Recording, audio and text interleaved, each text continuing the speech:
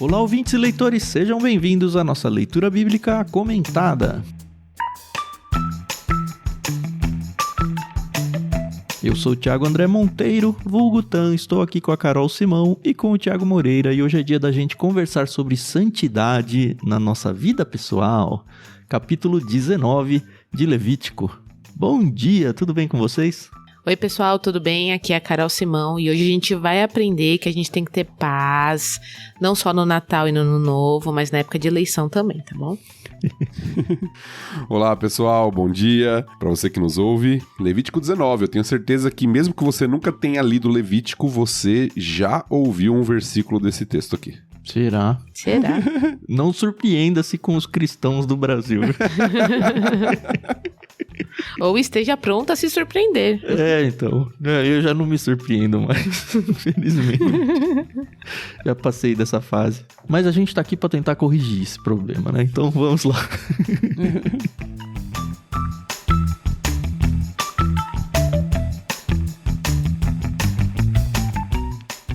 Oi, gente. Meu nome é Lissa. Eu tô passando aqui para agradecer tanto a Maria Lídia pela trilha maravilhosa que conduz os episódios aqui do LBC e também para agradecer a Editora Mundo Cristão pela nova versão transformadora da Bíblia que pode ser lida nesse projeto tão maravilhoso que é o LBC.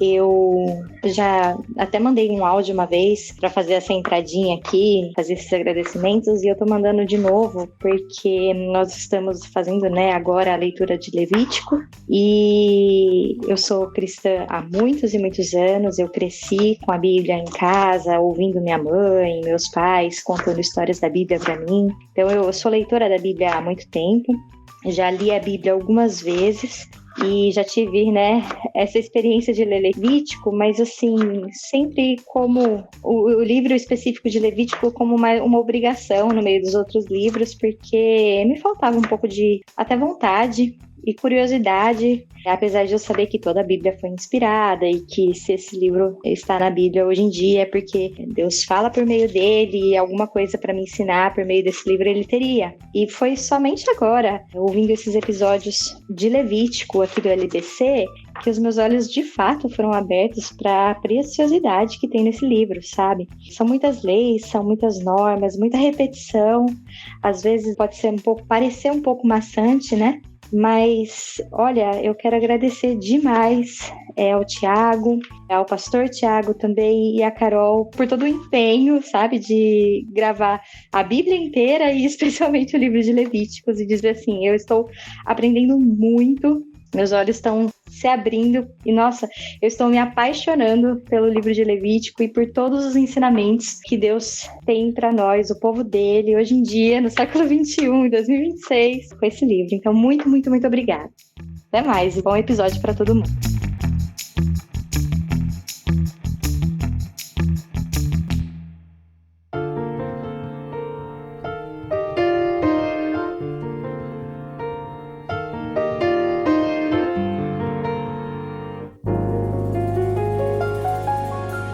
E é isso, bloco único, capítulo 19 de Levítico.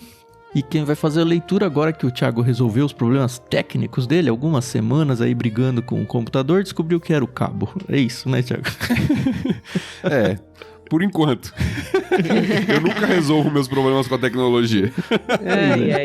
Vamos estrear esse cabo novo aí dele então e seguir com a leitura do capítulo 19 com uma voz muito mais potente agora. Muito bem, vamos lá então, Levítico 19.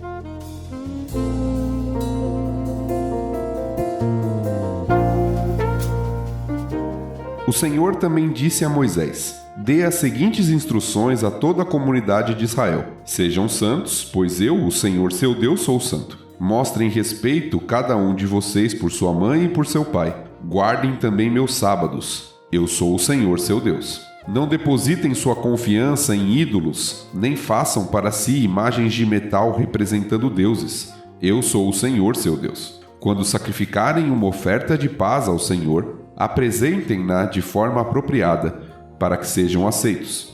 Comam o sacrifício no mesmo dia em que o oferecerem, ou no dia seguinte. O que restar até o terceiro dia será completamente queimado. Se algo do sacrifício for comido no terceiro dia, estará contaminado e não será aceito. Quem o comer no terceiro dia será castigado, pois contaminou aquilo que é santo ao Senhor, e será eliminado do meio do povo. Quando fizerem a colheita de sua terra, não colham as espigas nos cantos dos campos, nem apanhem aquilo que os ceifeiros deixarem cair. O mesmo se aplica à colheita da uva. Não cortem até o último cacho de cada videira, nem apanhem as uvas que caírem no chão. Deixem-nas para os pobres e estrangeiros que vivem entre vocês. Eu sou o Senhor, seu Deus. Não roubem, não mintam, nem enganem uns aos outros. Não desonrem o nome do seu Deus, usando-o para jurar falsamente. Eu sou o Senhor. Não explorem nem roubem o seu próximo. Não fiquem até o dia seguinte com o pagamento de seus empregados. Não insultem o surdo, nem façam o cego tropeçar. Temam o seu Deus. Eu sou o Senhor. Não distorçam a justiça em questões legais, favorecendo os pobres ou tomando partido dos ricos e poderosos. Julguem sempre com imparcialidade. Não vivam como difamadores no meio do povo. Não fiquem de braços cruzados quando a vida do seu próximo correr perigo. Eu sou o Senhor. Não alimentem ódio no coração contra algum de seus parentes. Confrontem sem rodeios aqueles que errarem, para não serem responsabilizados pelo pecado deles. Não procurem se vingar, nem guardem rancor de alguém do seu povo, mas cada um ame o seu próximo como a si mesmo. Eu sou o Senhor. Obedeçam a todos os meus decretos. Não cruzem 2 animais de espécies diferentes. Não plantem em seu campo 2 espécies de sementes. Não usem roupas tecidas com 2 tipos de pano. Se um homem tiver relações sexuais com uma escrava cuja liberdade não foi comprada, mas que está prometida para ser mulher de outro, indenizará totalmente o senhor da escrava, uma vez que ela não é livre, nem o homem nem a mulher serão mortos. O homem levará um carneiro como oferta pela culpa e o apresentará ao Senhor à entrada da tenda do encontro. O sacerdote fará expiação por ele com o carneiro da oferta pela culpa, e seu pecado será perdoado. Quando entrarem na terra e plantarem árvores frutíferas de todo tipo, não colham os frutos nos 3 primeiros anos. Considerem esses frutos proibidos e não os comam. No 4º ano, consagrem toda a colheita ao Senhor, como uma celebração de louvor.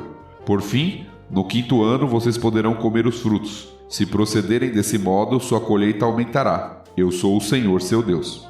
Não comam carne em que ainda houver sangue.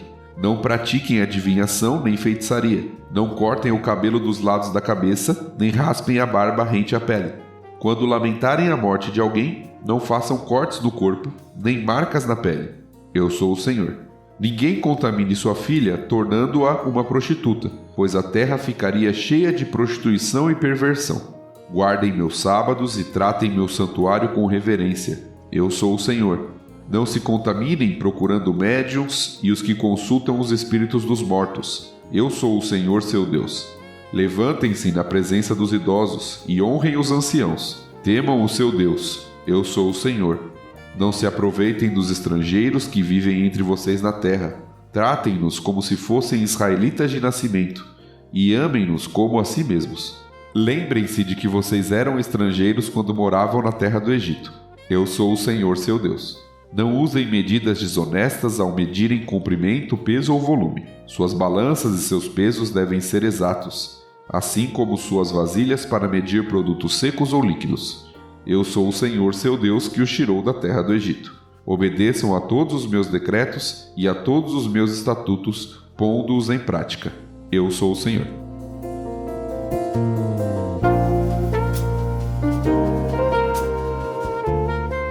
Eu não entendi quem é Deus aqui. Será que ele é o Senhor? Não? Será? Você viu o refrão, né? É. Mano, muito, né? Muitas vezes, o tempo todo, eu sou o Senhor, eu sou o Senhor, eu sou o Senhor. Mas acho que não é esse o versículo que você queria dizer, né? Não é, mas é interessante porque isso parece uma estrutura, né? Tem um autor que eu li que fala que essa expressão eu sou o Senhor seu Deus, ou só eu sou o Senhor, marca o fim de cada parágrafo. Ah, faz sentido. O texto são 16 parágrafos, organizados em 3 seções, segundo esse autor aqui, que ele classifica como obrigações religiosas, convivência social e obrigações diversas. E no fim de cada parágrafo desses 16, então aparece 16 vezes essa expressão, eu sou o Senhor, ou eu sou o Senhor seu Deus. Legal. Muito bom. E a gente vê a repetição praticamente dos 10 mandamentos, né? De cara, né? Pois é, né? Eu lembro que tem os 10 mandamentos lá no Êxodo, né? Se não me engano, é Êxodo 20. Êxodo 20. E tem de novo, acho que em Deuteronômio. Isso. E aí eu falei, eu não lembrava de ter outra vez, mas não tem todos aqui, mas é muito claramente, como a Carol falou, né? Marcando pelo menos o começo dessa lista de condutas pessoais aprovadas aí, o próprio decálogo, né? E tem uma teoria que eu acho bem interessante, que tudo aquilo que segue os 10 mandamentos na lei, quando nós estamos falando de leis, né, de parte legal, porque tem parte narrativa também, né, dentro do Pentateuco, é uma expansão dos 10 mandamentos. Tipo umas explicações adicionais, alguma coisa assim? Isso, ou por exemplo, você pega lá o primeiro mandamento, né, não farás para ti imagens de escultura. Aí vários mandamentos posteriores vão falar, olha, não levantem deuses dessa forma, não façam isso. Ou seja, está especificando a proibição de não fazer deuses. Honra teu pai e tua mãe. A gente lê o texto aqui que vai falar, olha, tratem seu pai e sua mãe com respeito. Ou seja, tá expandindo como cumprir aquele mandamento de honrar pai e mãe. Então tem uma teoria que fala que muitas das leis são expansões do decálogo, né? Como se fossem artigos adicionais do... Como é que chama aquele primeiro lá? Do parágrafo 1, parágrafo 2, parágrafo 3, mas tem o primeiro lá que tem um termo certo lá que eu esqueci o nome. Exato. Em matemática, isso que você falou chama corolário, que é quando você tem um teorema e aí deriva do teorema um subteorema, que é o corolário. Legal. Se eu não me engano, esse termo corolário também é usado na linguística. Não sei, aí tem que perguntar pra Carol eu já que ouvi, fez... já ouvi essa expressão. Não, mas eu não sou especialista na área de linguística.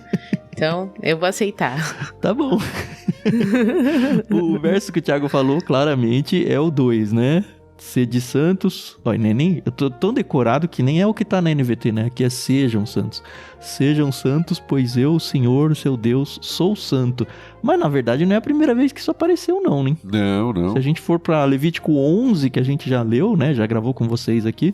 Em 11:44, pois eu sou o Senhor seu Deus, consagrem-se e sejam santos, pois eu sou santo. Não se contaminem com nenhum desses animais pequenos, enfim, o contexto dele lá. Mas já tava lá isso daqui, é meio que um refrão maior pro livro como um todo.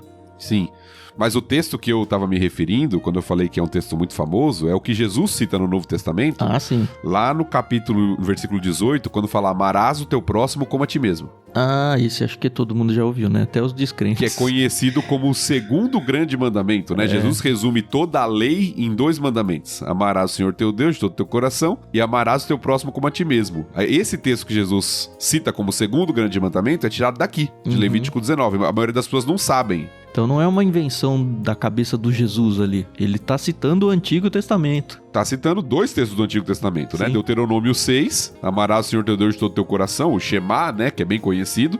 E esse, que não é tão conhecido, talvez por ser em Levítico, mas que Jesus cita. E às vezes as pessoas pensam justamente isso, que Jesus tá formulando aquilo, mas na verdade ele tá citando a lei. Quando ele é perguntado qual é o grande mandamento na lei, ele cita 2 mandamentos da lei: amar a Deus e amar ao próximo. Daí também muitos entendem que o decálogo, né? Os 10 mandamentos se resumem nesses 2, né? Os 4 primeiros falam da relação com Deus, amor a Deus, e os 6 últimos falam da relação com o próximo, amor ao próximo. Sim.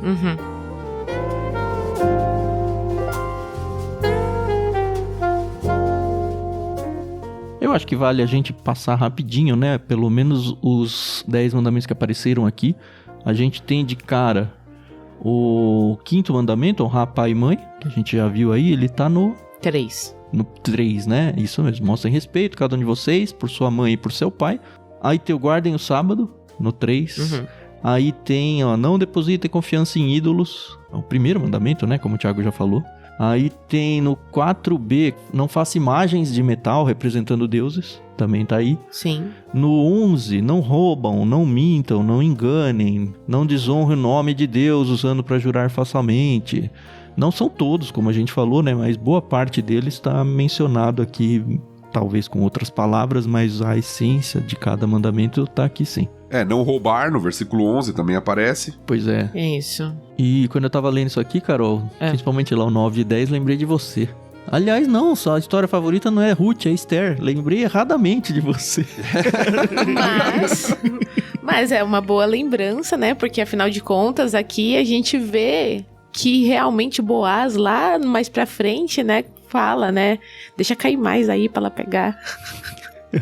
E se você não sabe do que a gente tá falando, vai lá em Ruth, é um livro tão curtinho e você vai entender do que a gente tá falando. Exatamente, o que a Carol tá dizendo aqui é que no livro de Ruth, toda a trama ali se dá com relação ao cumprimento de uma dessas leis aqui, né? De você deixar um pouco ali da sua colheita para os necessitados. Isso é legal, Deixa né? as bordas de propósito do campo, né?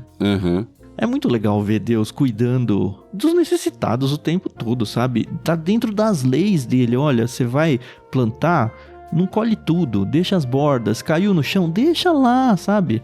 Alguém vai precisar daquilo, você não precisa secar, assim, exaurir tudo que você faz. E assim, a gente que mora na cidade e não no campo, não planta coisas pra comer. Mas o princípio a gente consegue aplicar em várias coisas, sabe? Nas coisas que a gente produz, nas coisas que a gente trabalha. Naquela questão de, olha, eu tô sempre preocupado em deixar sobrar um pouco a mais pra abençoar pessoas que não têm Tanto, né? não tem tanto pra conseguir ter aquilo. E sabe o que eu lembrei também? Acho que uns capítulos anteriores a gente comentou sobre todos estarem ali, ou teoricamente, né, porque a gente não sabe, estarem na mesma linha social, né? Mas Deus, novamente, tá aqui já falando, ó, vai acontecer. E como eu não quero que vocês roubem, eu preciso, então, que quem for, assim, um pouco mais favorecido financeiramente, olhem para aqueles que não são, né? Então, novamente, ali, as regrinhas que talvez não estivesse acontecendo naquele momento, ou já estivesse, né? A gente não sabe. Mas fica aí o detalhismo de Deus. Pois é, então. E lembrando que a gente tá num texto legal, né? Legislativo, né? Um texto de lei.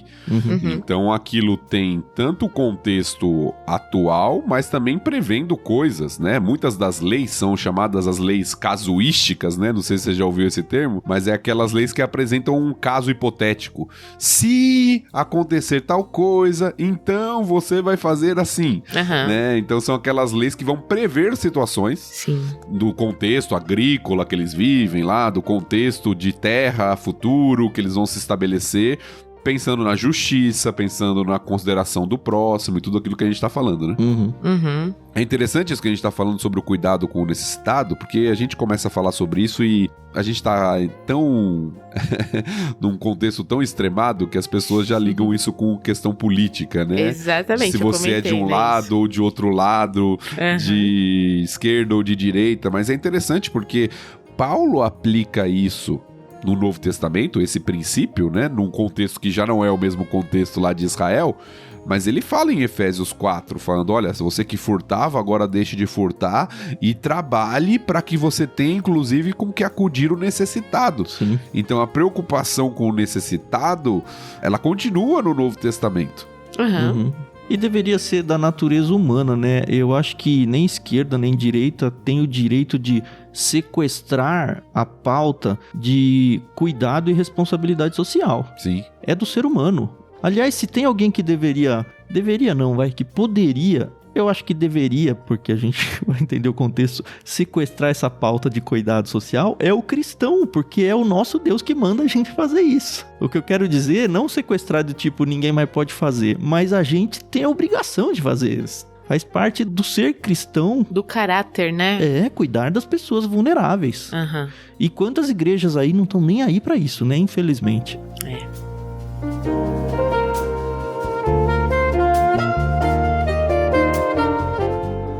Antes da gente seguir na questão dos trabalhadores, eu queria só voltar do 5 ao 8. Tem um pouco mais parecido, talvez, com alguns capítulos que a gente já leu no passado, essa questão da comida, do sacrifício, que não pode passar de 2 dias, no terceiro dia já é proibido e tudo mais. E aí no 8 me assusta, quem o comer no terceiro dia será castigado, pois contaminou aquilo que é santo ao Senhor e será eliminado do meio do povo. Aqui eu tendo a pensar que talvez não seja a pena de morte, não sei, mas também não tenho argumentos aqui, mas sei lá, será que toda hora estavam matando gente, sabe? Ou eles não ousavam de jeito nenhum deixar pro terceiro dia, sabe? Não sei. E aqui tem algumas questões do porquê dessa ordem, inclusive, né? Provavelmente tem uma questão sanitária aqui também, né? Uma preocupação de Deus com a questão da contaminação do povo. Imagina você deixar 3 dias, né? Uma carne ali não tinha geladeira, numa época, né? Em que não tem exatamente, não tem essa conservação que nós temos hoje, né? Por mais que eles tivessem alguns recursos de conservação, não são os mesmos que nós temos na nossa cultura, né? Então tem uma questão ali de higiene, né? De não contaminação do povo, mas também tem a questão espiritual que está envolvida aqui no próprio argumento. De adoração, né? Porque é uma oferta de paz, né? Exato, e é uma oferta ao Senhor, então você dedicar ela adequadamente, no tempo certo, sem ser uma carne já que tá em deterioração ou coisa do tipo, né? Certo.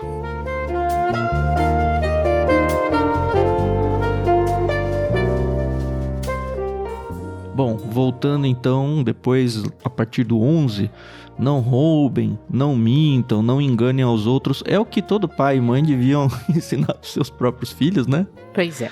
Mas é interessante que ele sempre vai amarrando as coisas a Deus. Olha, isso aqui ofende a Deus. Até que no 12 ele fala, ó, não vai desonrar o nome de Deus usando o nome dele pra jurar. Ah, juro por Deus, sabe?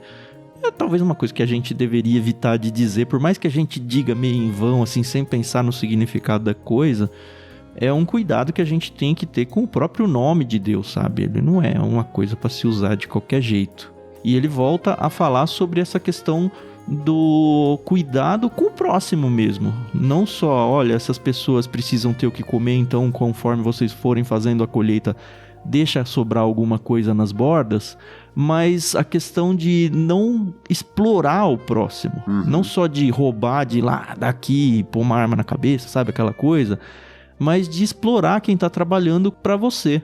Naquele contexto era comum, por exemplo, aquelas pessoas que trabalhavam por diária. Sim. Não vai guardar tudo pra pagar depois, sabe? Terminou a diária, paga no fim da diária. E são detalhes, como a Carol falou, tão pequenos que, de verdade, assim, não precisavam nem ser ditos, né? Pois é. Mas é que o ser humano é tão mesquinho que ele tenta ganhar até aí. Exato. E Deus tá falando, olha, eu sou Deus, eu tô vendo, você não pode fazer isso. Ele não vai ter o que comer no fim do dia, você já pensou isso?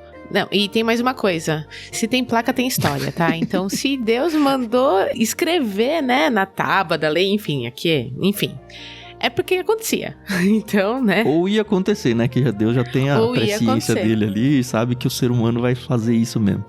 A gente vê isso acontecendo no livro de Tiago, no Novo Testamento já, né? Tiago fala, lugar, né, no capítulo 5, sobre os donos de terra que estavam retendo o salário dos trabalhadores e o clamor deles chegou até o ouvido do Senhor dos Exércitos, né? Então, Tiago fala sobre isso lá no Novo Testamento, num contexto já bem diferente, mas falando sobre como isso era usado de fato para explorar, né, o necessitado, o pobre, a mão de obra, né? Alguém que dependia daquilo e trabalhava o dia inteiro e às vezes chegava lá e não recebia o que era devido, né? Não, Deus cuida até dos PCDs aqui, né? Sim. Não insulta o surdo, não faz o cego tropeçar. Sim. Sei lá, brincadeiras idiotas e brincadeiras infantis aí de ficar tirando sarro de quem tem suas limitações físicas. Tá aí na Bíblia também. E eu acho que vai até além de brincadeira aqui, viu, Tan? É explorar aquele que não tem como se defender, né? O vulnerável. Tá dentro desse contexto de exploração, né? Parece que, de alguma forma ali, a pessoa tá ludibriando, enganando alguém ali que teria alguma deficiência e não poderia, talvez, descobrir, talvez você roubar o cego ali, né? Ou você fazer algum tipo de fala ali com o surdo que ele não vai ouvir aquilo, então você trapaceia de alguma forma. Então você tem uma série de questões ali de não explorar o vulnerável, né? Sim.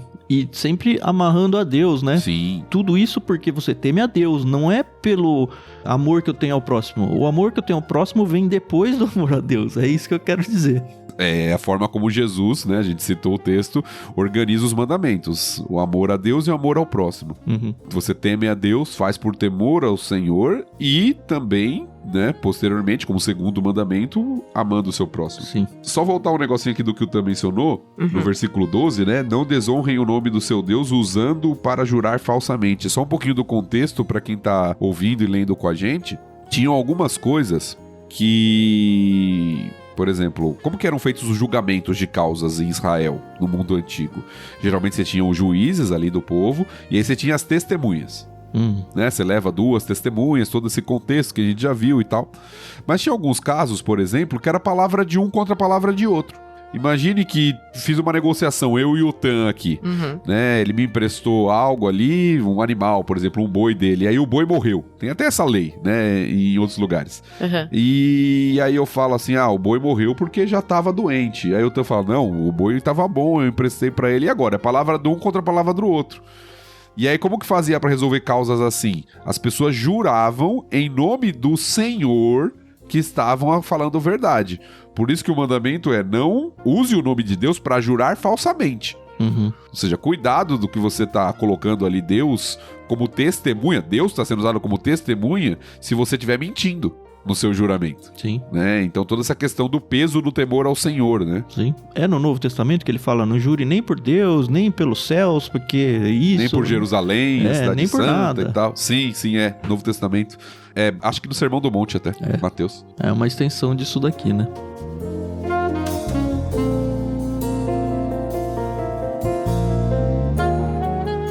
E falando de justiça que você está falando, depois da gente passar uma sequência de versos tratando sobre o cuidado do desfavorecido, eu acho que a tendência que Deus coloca a partir do verso 15 aí é que, você é tão bonzinho que eu vou distorcer a justiça em prol do necessitado.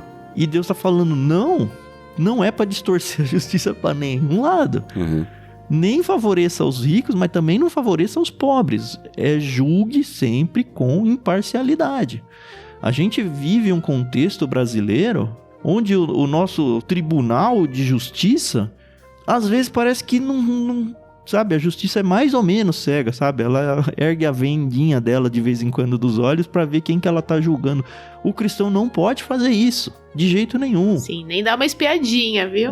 Então. Eu acho que é uma confusão muito grande em ajudar o necessitado e ser parcial num julgamento. As pessoas confundem muito isso em nossos dias, né? Então porque ele é necessitado eu vou dar causa para ele. Mas se é algo injusto, não está certo. Você deve ajudar o necessitado, mas julgar os casos com justiça. Essa é a diferenciação que a lei está fazendo aqui. Se o pobre, ele fez algo ilegal, ele tem que ser tratado de acordo de forma justa. Não é porque ele é pobre que ele tem o álibi de ir contra a lei. Né? E não é porque ele é rico que, mesmo ele não fazendo nada de errado, a gente pode tirar porque ele tem bastante. O Brasil também conhece bastante disso.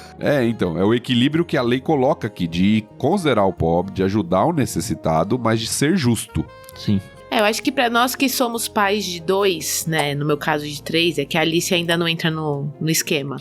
A gente entende bem o que é ser justo, sendo imparcial, né? E assim, às vezes é difícil. É mesmo? Qual que é a diferença de idade dos seus dois, Carol? 5 anos. O Dani pro Lucas dá 6 e pouco.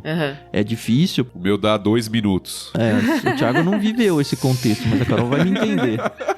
Às vezes a gente percebe que o mais velho, ele é mais safo, sabe? Mais vivido, velho, né? mais maduro. E eles tendem a se aproveitar dessa maturidade em cima do mais novo. E nós, sendo pais que às vezes vamos julgar as causas dos nossos filhos, a gente tem que tomar um cuidado danado pra não tender a justiça pro mais novo. Eu não sei se você vive isso daí. Muito. E não, às vezes o mais novo tá errado sim. Sim. Ele vai ter que sofrer a punição de errado sim, sabe? Exatamente. E os nossos filhos percebem isso e jogam às vezes isso na nossa cara. Não, e o Benjamin com 7 anos fala assim, mas se fosse comigo, isso ia acontecer. Por que o Natan não acontece? Eu, não, acontece. Mas também pra entender... É complicado, gente. Olha, é complicado. A gente depende muito de Deus.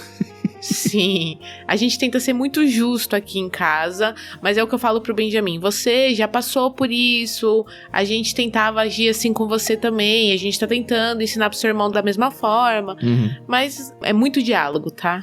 Muita leitura bíblica.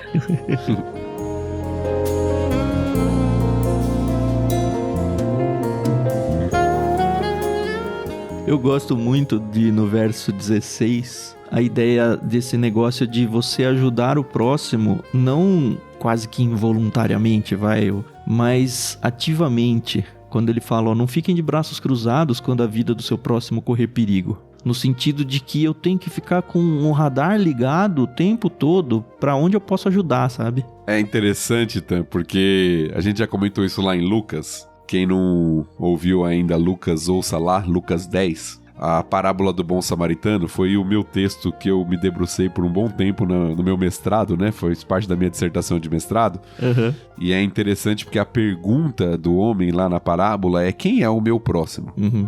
E tem tudo a ver com o contexto que a gente está vendo aqui. Porque lembra que Jesus vai contar uma parábola de alguém que está em necessidade, que deve ser ajudado. Uhum. Aí o homem pergunta: quem é o próximo que eu devo ajudar?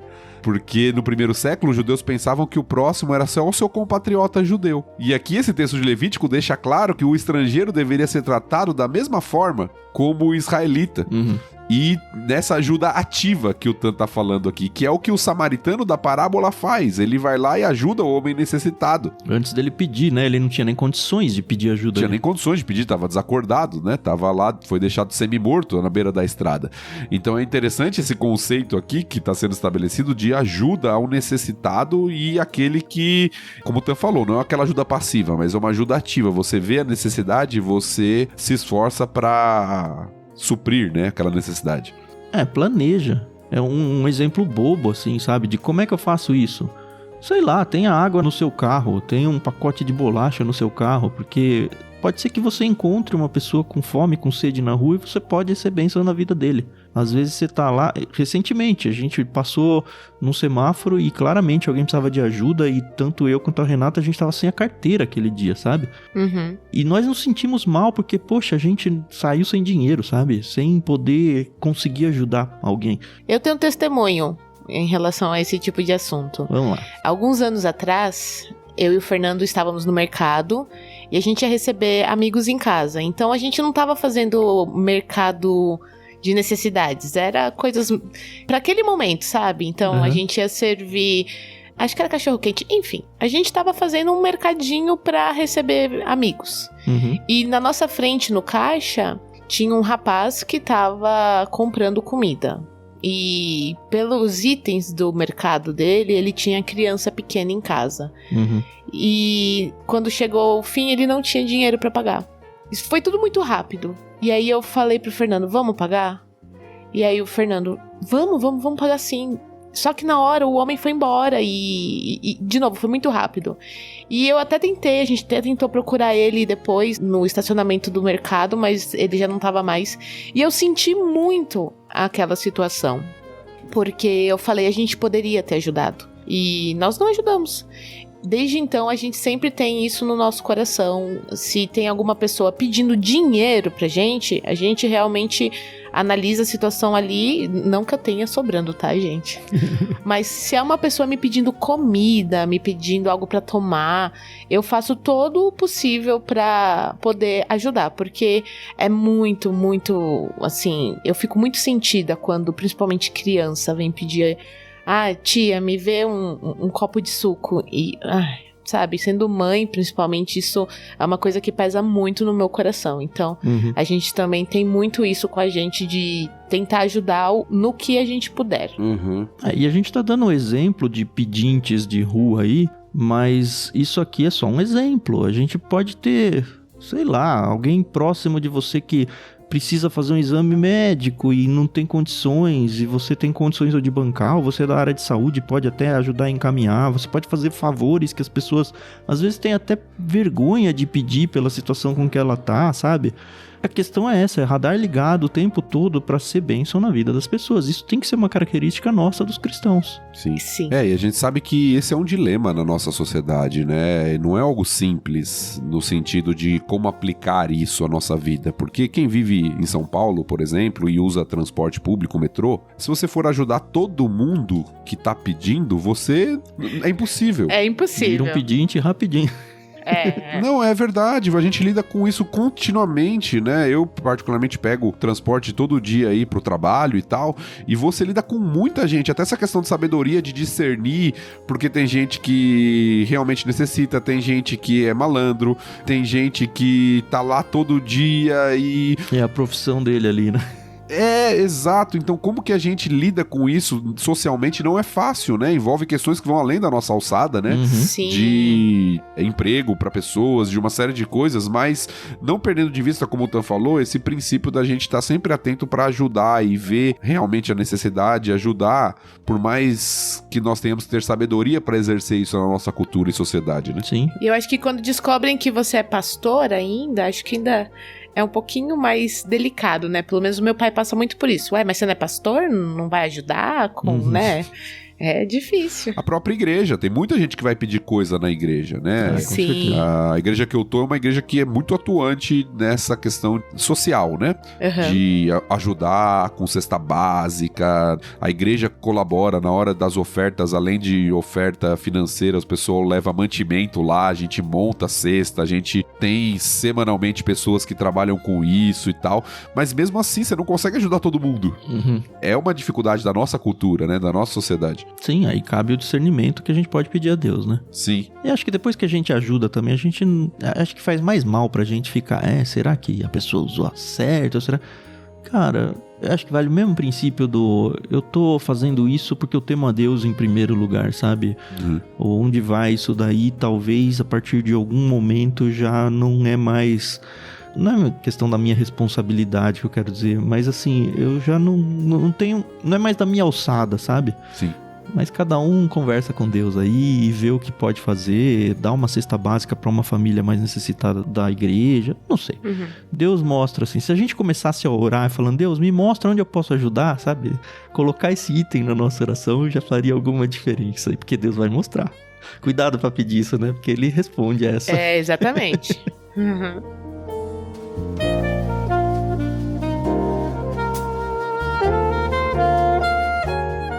Carol, é do 17 que você tava falando, não? Exato. Então vai lá, brilha. Eu tava estudando esse capítulo e aí eu falei pras minhas irmãs, né? Eu falei, olha, presta atenção, olha o que tá escrito aqui em Levítico 19. Aí, pra quem não entendeu, tá É escrito... o 17, né? Perdão, é o 17. No versículo 17 diz, não alimentem ódio no coração contra algum de seus parentes. Uhum. E a gente, de novo, tá vivendo um contexto... no mundo de modo geral, né? Em que se você não gosta do A, automaticamente as pessoas acham que você gosta do B e vice-versa. E a gente vê muitos conflitos, sabe, desnecessários entre família, entre pai e filho, tio e sobrinho, que, gente, não precisa, tá? Não precisa. E aí continua o versículo, né? Confrontem sem rodeios aqueles que errarem. E aí? Aí vai aí. Não, é isso que eu ia falar, mas e essa parte do confrontar sem rodeio aqueles que errarem, hein, Carol? Como é que fica? Ah, então, gente, eu tenho uma política, porque assim, com política eu não discuto. Uhum. Sobre política eu não discuto. Pra eu não me ser responsabilizada pelo pecado deles. Mas eu acho que o versículo, ele é uma continuação. Não é uma quebra. Sim, não tá falando de política aqui, né? Carol fez só uma aplicação pontual, né? Sim.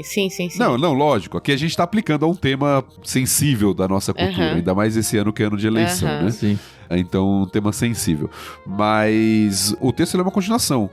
É como se ele estivesse falando assim, ó, em vez de você guardar ódio, amargura, rancor no seu coração, se você viu que um parente seu, um irmão seu fez algo de errado, vai lá e o repreenda. Ou seja, em vez de você guardar amargura, trate. Sim. É o que Paulo vai falar também lá no Novo Testamento, né? Não deixa o sol se pôr sobre a vossa ira. Sim, inclusive se não tratar eu viro cúmplice, que é o que diz o final do 17. Exatamente. Então é um princípio de como a gente lida quando a gente tá com problema com alguém. Quando alguém fez algo que nos ofendeu, em vez de você guardar amargura, você trata. Hoje em dia, esse princípio é muito forte pra nós como igreja, como sociedade no geral, família, porque muitas vezes as pessoas preferem guardar amargura, fofocar, falar pra outras pessoas do que ir lá e falar com a pessoa. Sim. E resolver o problema, né? Mas no 18, sem se vingar, né? É pra cuidar em amor, não é pra se vingar. Exato. É pra tratar, repreender no sentido de ir lá e resolver a questão. Olha como a Bíblia é atual. Pois é. Eu sou o Senhor, no fim do 18. Pois é. É tudo por causa dele, né? Esse refrãozinho aí é muito legal. E aí o verso 18 é o verso de onde Jesus extrai aquela citação, né? Ame o seu próximo como a si mesmo.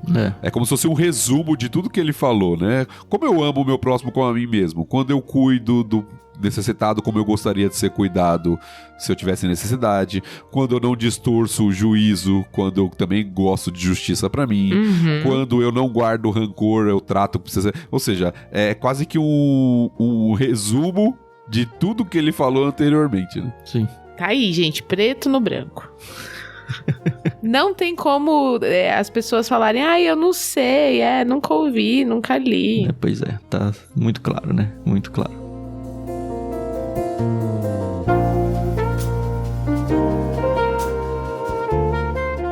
Quando a gente vai a partir do 19, Thiago, talvez aqueles versículos que falam, tipo, o que Deus tem a ver com isso, sabe? Mas eu gostei de um dos lugares que eu pesquisei, porque ele falou a mesma coisa que o Thiago Moreira sempre fala aqui no podcast, né? Então eu falei, então deve ser isso, né? Se o Thiago Moreira falou, né? Não cruze 2 animais de espécies diferentes. Não plante em seu campo 2 espécies de semente. Não usem roupas tecidas com 2 tipos de pano. É aquela ideia de que Deus gosta de tudo íntegro. Aquela ideia de não ficar misturando as coisas. É isso, né? Isso, pelo que a maioria dos comentaristas também, pelo que eu pesquisei, ele mantém aquele princípio da separação, que é o princípio da santidade, né? Isso. Ser santo é ser separado. Então, não que isso seja um pecado, né? Hoje em dia a gente usa roupa de 2 cores, 3 cores, 4 cores. Algodão disco, com algodão, poliéster, essas coisas assim. Tecidos diferentes e tudo. A questão não é essa, a questão é do que aquilo representava, principalmente no mundo antigo. Né? A gente já até falou que tinham culturas que a quantidade de cores ou até de tecido diferente na roupa do sacerdote indicava a quantidade de deuses que aquele povo adorava. O MacArthur falou, essas misturas podem ter sido características de algumas práticas idólatras. Acho que nessa linha que você falou mesmo. Exatamente. Então são proibições que tentam manter visível a distinção do povo de Israel. Assim, eu ganhei paz nisso, mas eu lembro que eu era adolescente e eu lia e falava, não pode ter 2 sementes aqui, não pode ter roupa com 2 tecidos. Parece meio bizarro, né? Se a gente for pensar, você fala, por que eu tô trazendo isso? Porque não foi nenhuma nem 2 vezes que eu vi normalmente pessoas contra o cristianismo, que quando você fala alguma coisa do tipo, olha, preocupa com o seu próximo, olha, alguma coisa que é muito claro como um princípio cristão, mas que a pessoa não quer que seja alvo desse princípio cristão, porque enfim, ela nem em Deus acredita, ela sempre vem com, então, mas você também não mistura 2 tecidos na sua roupa? Porque, tá aqui igual, sabe? Como se... uma coisa invalida a outra. Já que você usa roupa de poliéster e algodão aí, eu posso trair a minha esposa, sabe? É um argumento meio... Meu, sério que você trouxe isso? Mas, como eu disse, não foi nenhuma nem 2 vezes que eu já ouvi esse tipo de coisa. Mas é porque muitas vezes há um desconhecimento do contexto, do porquê, né? Das razões. É o que a gente falou. Às vezes a gente tem a lei e a gente não entende a lei, né? A gente precisa entender qual que é a razão que está por trás daquilo, né? Sim.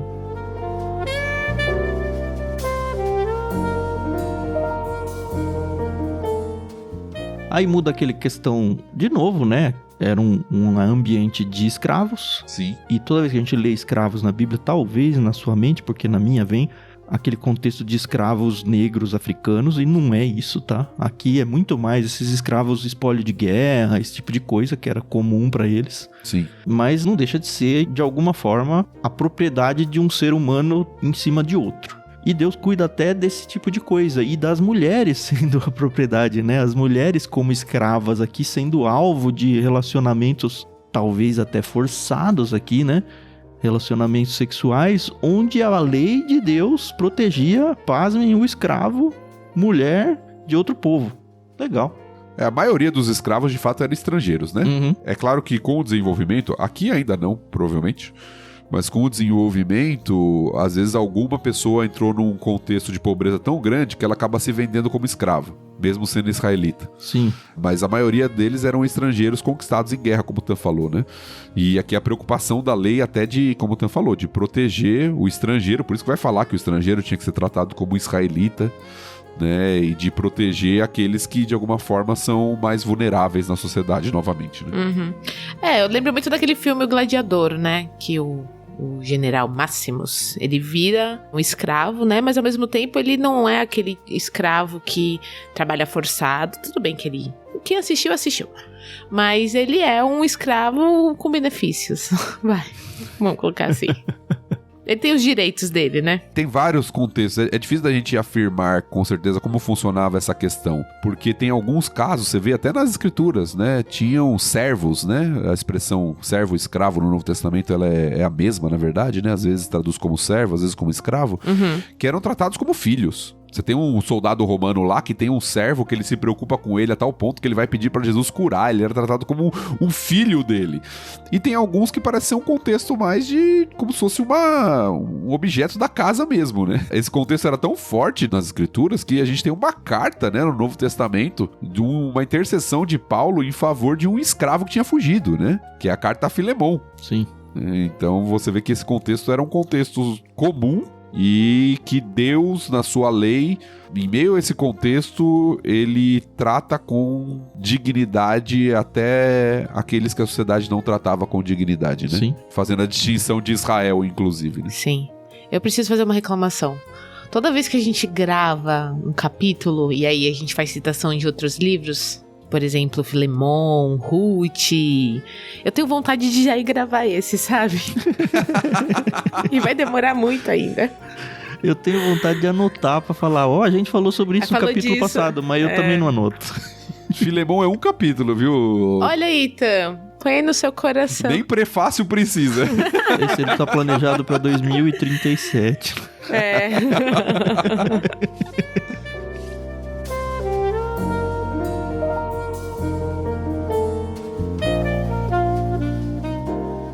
A partir do 23, a gente tem que lembrar que eles estão no deserto, eles não entraram à Terra Prometida, tem muitas leis aqui que vão ser aplicadas às vezes só a partir daquele momento, Sim. E essa é uma delas. Então, quando entrarem na Terra e plantarem árvores frutíferas de todo tipo, aí vem o quê? Você tá louco, né? Não colham os frutos nos 3 primeiros anos, são proibidos. Não comam. Cara, é a terra que mana leite e mel, é a terra que os espias voltaram com caixas de uvas do tamanho, gigantes, sei lá, né? do boi. E no 4º ano, beleza, no 4º ano vamos comer? Não, consagrem toda a colheita ao Senhor como uma celebração de louvor. Só no 5º ano vocês vão poder comer os frutos. Imagina o desespero deles. E eles aqui, acho que talvez nem tanto, porque eles ainda estão longe de entrar. Mas imagina o desespero no momento em que você chega lá. Beleza, 4 anos aqui, eu não posso. 3 é pra descontaminar, basicamente, a coisa, né? Tem um comentarista que eu trouxe uma citação aqui. Eles não podiam comer das frutas das árvores de Canaã durante os 4 primeiros anos na Terra Prometida, porque o fruto dos primeiros 3 anos era considerado impuro. E o fruto do 4º ano deveria ser oferecido ao Senhor. É muito estranho pra mim. E aí o comentarista me dá uma pista. Mas, de novo, não tem isso explicado na Bíblia. Alguns fruticultores dizem que o fato de cortar as flores para evitar que uma árvore produza fruto nos primeiros 3 anos torna-a mais produtiva. Falei, bom, eu sou o cara da cidade, eu nunca ia conseguir descobrir isso daí se alguém não me contasse. Também tem uma lei babilônica, você vê que não é algo só da Bíblia, né? Que considerava isso nesse contexto agrícola, né? Que considera o prazo de 4 anos para um pomar desenvolver todo o seu potencial. Então parece que as árvores recém-plantadas não davam de fato muitos frutos nos primeiros anos. Então pode ter uma explicação lógica aqui, mas como o Tan falou, tem uma explicação de consagração também. Sim. Né? De consagração e dedicação ao Senhor. Até porque eu acho que eles não iam plantar essas árvores, elas já estavam lá, né? Aqui ele tá falando de árvores que eles vão plantar, não é isso? Pelo que eu entendi? É. Ah, e plantarem árvores, tá certo. Ó, quando entrarem na terra e plantarem árvores frutíferas. Ah, que susto. Mas, talvez eles possam comer frutos da terra lá. Né? Porque eles entram e acabam o maná, né? Imediatamente. Exatamente. Então aquilo que eles iam plantar é 3 anos ali, e aí o 4º ano consagra ao Senhor como as primícias, o conceito das primícias, e aí depois é colheita à vontade pra eles, né? Sim. Se a gente fizesse isso com nossos salários quando começasse a trabalhar na vida, hein? 3 anos pros nossos pais, que nos sustentaram. 4º ano a gente dá inteiro pra Deus. Aí a partir do 5º ano a gente começa a usar pra nós. Eu não fiz isso, tá? Acho que eu também não vou ensinar meu filho a fazer isso, não nessas regras aí. Eu acho que não se aplica dessa forma. Né? Senão ele vai demorar mais pra casar também. Pois é, e talvez seja bom, a gente vai chorar, porque, eu lembro quanto que minha mãe chorou quando eu me casei, viu? Fui o primeiro dos 4 que casou e saiu de casa, saiu definitivo assim, né? Foi tenso lá. Mas fases da vida, vai chegar minha vez. Mas pergunta se ela quer você agora de volta. A pergunta é se eu quero voltar pra lá também, né? Não é? Não, deixa o homem, o pai, a mãe e faça a sua própria família, é isso aí. É isso aí.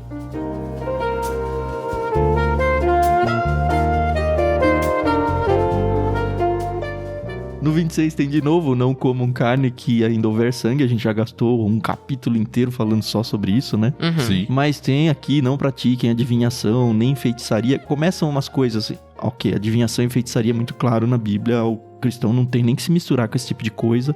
Mas começa a aparecer umas coisas meio estranhas de novo, né? Não corta o cabelo do lado da cabeça, nem raspa a barba, rente a pele. Cuidado com marcas no corpo, e aí muita gente vai usar isso aí como cristão não pode ter tatuagem, coisas que a gente fala, vale pra hoje, não vale? Qual que é o problema do meu corte do cabelo? Qual que é o problema da minha tatuagem? E aí como que o Thiago é conselheiro, ele que vai aconselhar a gente agora. Por favor. Pelo que a gente tá vendo, até pelo contexto aqui, ele acabou de falar de entrada na terra, né? Plantar, entrada na terra. Parece, a maioria dos comentaristas entende que ele tá falando de não imitar costumes pagãos. Isso. Geralmente envolvidos a questão da idolatria. Tá? Então, por exemplo, encantamento em adivinhação é evidente. Né? É algo que não tem a ver com adoração ao Senhor. Né? Você tá procurando algo ali pagão e não relacionado à adoração a Deus.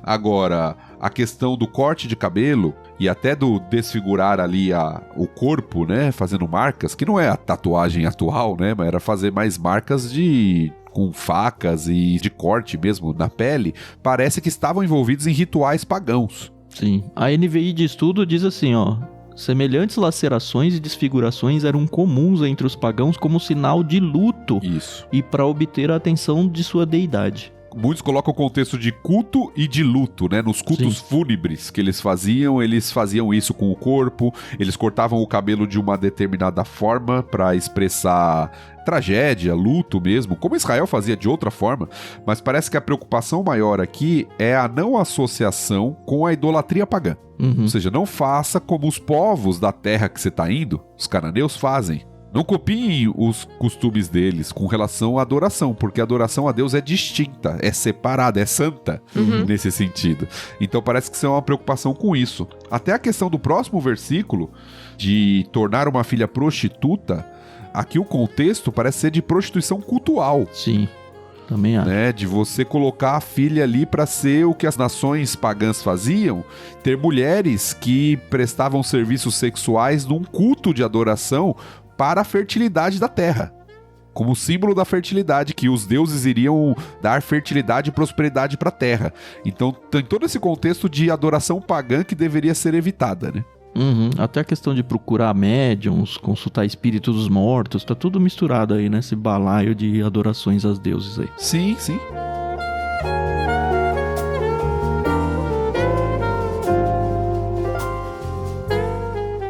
Tem a repetição do sábado, que já falou, acho que nesse capítulo mesmo, né? Guardem meu sábado, tratam meu santuário com reverência. E aí ele volta a falar sobre honra as pessoas, né? Honrar os idosos, achei interessante. Honrem os anciãos, temam a Deus, eu sou o Senhor. Também, infelizmente, é um discurso que precisa ser dito para a sociedade atual. Criaram até a palavra, né? Etarismo, que é você, enfim, desprezar basicamente, ter algum tipo de preconceito só porque as pessoas são idosas. Eu não sei se eu já sofro etarismo, mas tô no caminho, sabe? Então eu tenho que já avisar as pessoas que, ó, não pode não. E é interessante porque ele usa 2 termos aqui, idosos e anciãos, né?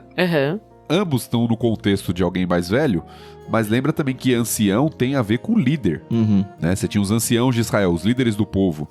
Então talvez tenha uma ordem de respeito aos mais velhos e de respeito aos líderes do povo também, né? Sim. Aí volta a questão do estrangeiro. Isso. Não se aproveitar do estrangeiro que vive na terra. Trate ele como se fosse israelita, é o que a gente já viu. Sim. Amar o próximo também é considerar o estrangeiro e não abusar do estrangeiro como geralmente os povos faziam, né? Você pensa em alguém conquistado de guerra, como a gente falou, né? Ou seja, essa pessoa agora ela é maltratada, abusada, faz o que quer dela, né? No mundo antigo. Em Israel não deveria ser assim. Sim. Mas a gente vê isso até os dias de hoje, né? Infelizmente. Vê e sofre, né? Estrangeiro vindo pro Brasil e brasileiro. Sei lá, o Matheus, por exemplo, que foi pra Portugal, ele relatou pra gente bastante coisa de como os brasileiros são maltratados aqui só porque não são portugueses, sabe? Sim. Infelizmente é uma doença do mundo isso, né? Exatamente. No meu doutorado, um dos primeiros trabalhos que eu fiz, que tinha a ver com contextualização, era uma pesquisa sobre povos estrangeiros. E aí eu resolvi fazer sobre bolivianos em São Paulo. Porque eu já tinha conhecimento de alguns, já tinha pregado numa igreja bautista, né? De hispânicos ali. Por causa do seminário, eu conheci alguns alunos que chegaram lá. Em São Paulo mesmo? Em São Paulo, ali na região do Pari, né? Tem muito. Tem bastante lá. Região do tecido de São Paulo, né? Exato, você começa a pesquisar sobre isso, você vê como esse povo é explorado. Praticamente trabalho escravo, né? Eles chamam, o termo técnico é trabalho análogo à escravidão.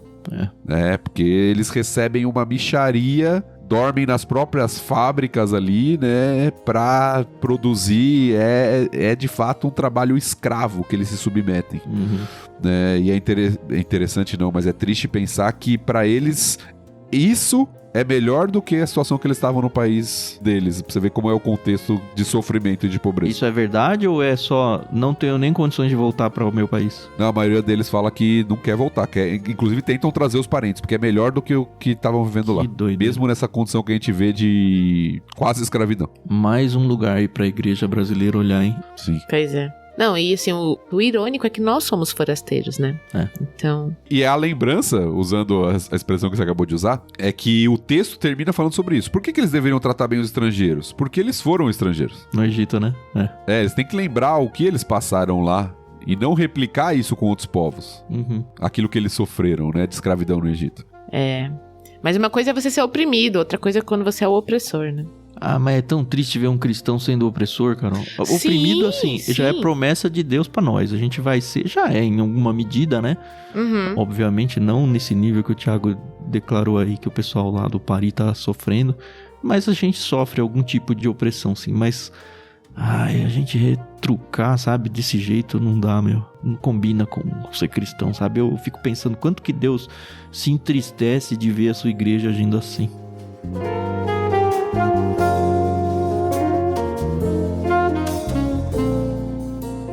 Indo pro fim, de novo, né? Meio que esse versículo podia estar lá pro começo do capítulo, né? Não usem medidas desonestas ao medirem comprimento, peso ou volume.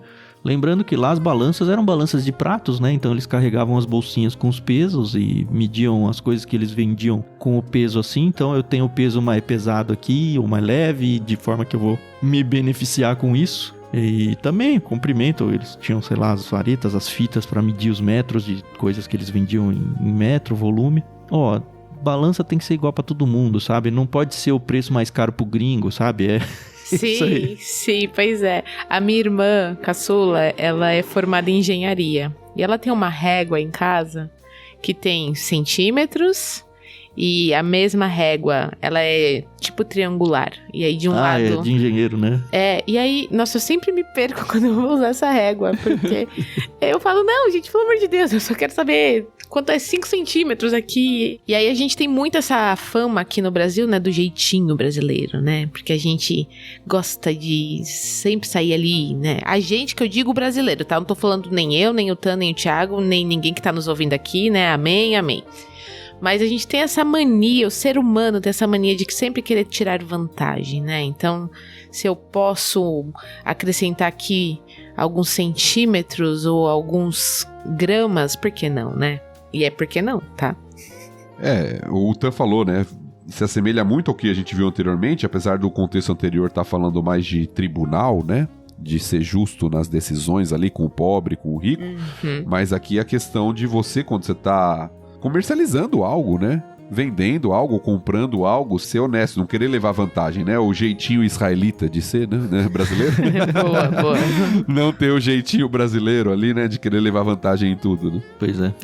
Isso aí. É isso, ele encerra com obedeçam todos os meus decretos, lembrando que, ó, isso aqui é só uma palhinha do todo, né? Do que vocês já sabem que precisam obedecer. Então, todos os meus decretos primeiro devem ser conhecidos. Lembra que a gente tá escrevendo um livro de leis aqui. E devem ser conhecidos por todos, devem ser obedecidos por todos, pondo-os em prática. Ou seja, não adianta a gente conhecer aquilo que precisa ser feito. Combina também com o pessoal que fala, eu sei, eu leio a Bíblia, tá, mas você faz, você pratica? Acho que Deus tá mais interessado na prática do que só no conhecimento, né? Eu sou o Senhor, pra encerrar aí com chave de ouro. É quase que uma exortação final, né? Exato. Obedeçam tudo aquilo que eu falei pra vocês, né? É quase que uma chamada... quase não, é uma chamada à obediência, a considerar as leis que o Senhor tá dando. Né?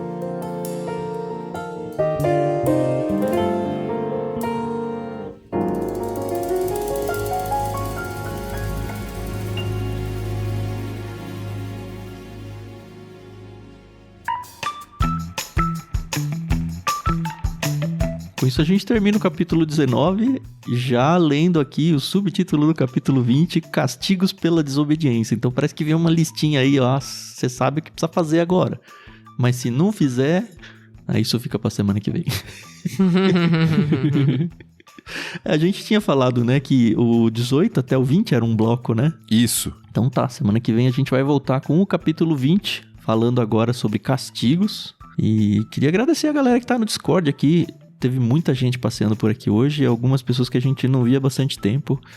Teve a Cibele, chegou pela primeira vez assistindo, ela falou que é a primeira vez assistindo ao vivo, já ouço no Spotify há um bom tempo. Muito legal ver o rostinho de vocês. Muito obrigado, Cibele, eu gosto quando as pessoas conhecem a gente assim, porque, enfim, dá uma afinidade muito melhor, né? Dar rosto para as vozes que sempre ouço. Parabéns pelo trabalho lindíssimo de vocês. A gente que agradece por você e tantos outros aí serem ouvintes nossos. Se vocês quiserem deixar, inclusive, um recadinho pra gente, tem espaço aqui no Discord, que a gente faz a transmissão dos programas. É só acessar bit.ly/leitura coletiva. Na descrição do programa a gente tem link para o nosso Telegram, a gente tem um link para o nosso grupo no WhatsApp também. E você pode seguir a gente no @clubeictus, deixar sua mensagem lá também. Não se esqueçam de mandar pra gente áudios, dando os créditos do programa. Sempre que chega a gente acaba colocando aqui e é muito gostoso receber não só o feedback de vocês, mas colocar a voz de vocês em cada um dos episódios que a gente tem chance de fazer.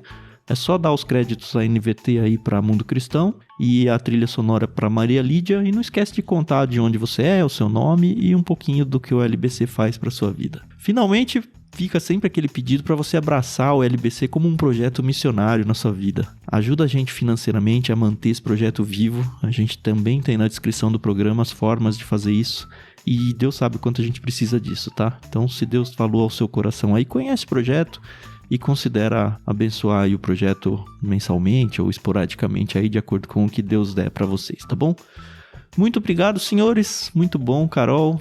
Muito bom, Thiago, ter vocês aqui com a gente. Semana que vem a gente volta. Tchau, tchau. É isso aí, pessoal. Muito obrigada pela paciência, audiência de vocês. É muito bom estar conversando sobre a Bíblia e, de novo, como é surpreendente quando a gente estuda entre amigos um livro como Levítico, né? Então, eu tô muito feliz, muito grata a Deus e a gente se ouve no próximo episódio. Até mais. Valeu, pessoal. Muito bom conversar mais um pouquinho com vocês sobre a Bíblia. Muitos princípios a serem aplicados, aprendidos, vividos, né? Na consideração do nosso próximo, em justiça, compaixão. A gente vai aprendendo a viver aquilo que o Senhor coloca para nós dia a dia. Muito bom. Deus te abençoe e até a semana que vem.